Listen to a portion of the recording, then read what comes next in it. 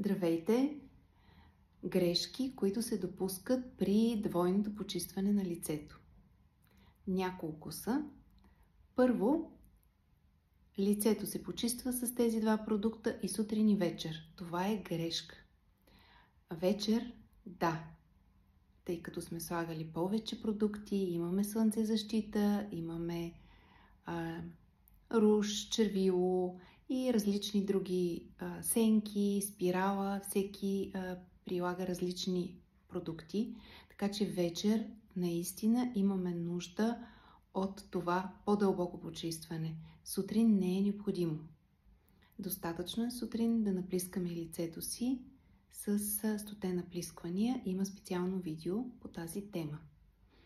Първата грешка.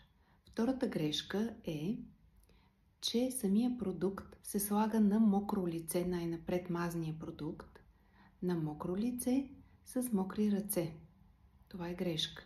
Необходимо е продукта, който е на маслена основа, да се нанесе в ръцете, може да се разтрие и след това да се мине цялото лице. Като има два начина.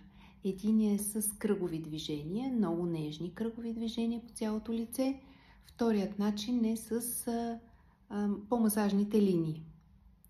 Когато имаме мокри ръце или мокро лице, по този начин не може продукта да влезне в дълбочина.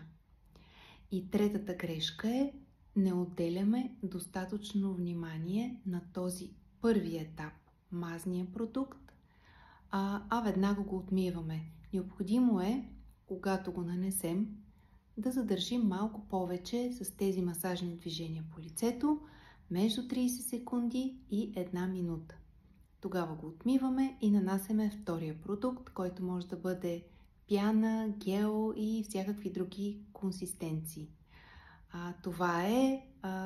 Пожелавам ви прекрасен ден, успешна седмица и почистваме лицето си вечер с двойното почистване.